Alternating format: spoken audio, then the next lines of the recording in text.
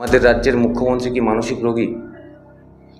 Pseudo fantasy, ভুল নয়। শাসক দলের পক্ষ থেকে অবশ্যই বলা হবে সামাজিক ব্যাধি। ঘটনা ঘটছে একের পর এক ঘটনা, সামাজিক ব্যাধি। সত্যি কি সামাজিক ব্যাধি? যে তার এআই নুট ছবি তারই দলের মানে টিএমসিপির যারা দাদারা রয়েছে তারা ছড়িয়ে দিচ্ছে তার বিরুদ্ধে। তার দলের মহিলা সদস্যরা, সে হতে পারে ববি হাকিম, আমাদের মেয়র সাহেবের কন্যা। আমি বলছি যে তাহলে এফআইআর করেননি কেন? অতীন ঘোষের কন্যা। রাজন্যা যখন জানতে পেরেছে সেই মুহূর্তে দলের শীর্ষ নেতৃত্বকে প্রশাসনকে জানানো, সেটা মানে এক্সপেক্টেড। পরোক্ষভাবে সেই কাজকে, সেই কুকীর্তিকে বৈধতা দেওয়া, তার সত্যতা নিয়ে প্রশ্ন তুলে দিয়েছে।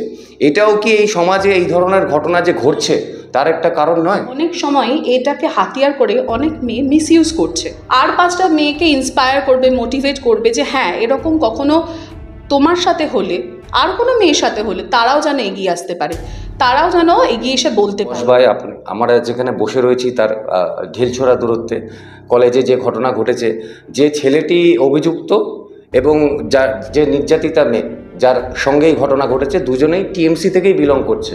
অর্থাৎ এটা এমন একটা দল যেখানে নিজের দলের মহিলারাই নিজের দলের পুরুষের কাছে সেফ নয়। তো রাজনার পক্ষে তো ভয় খাওয়া স্বাভাবিকই। তো আমরা পরিবারেই সেফ নই, আমাদের দলগতভাবে এটা আমাদের লাভজনক বা দলের কথা ভেবে আমরা এটা করেছি, যেটা জনসমক্ষে বলাও যায় না, উচ্চারণ করা যায় না, এবং তার থাকার কথা ছিল জেলে।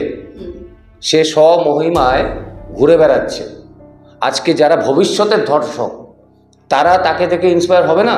তাদেরকে যদি জেলে বন্দি করা না হয়। আপনি নিজে একজন মহিলা, রাজ্যের মুখ্যমন্ত্রী একজন মহিলা।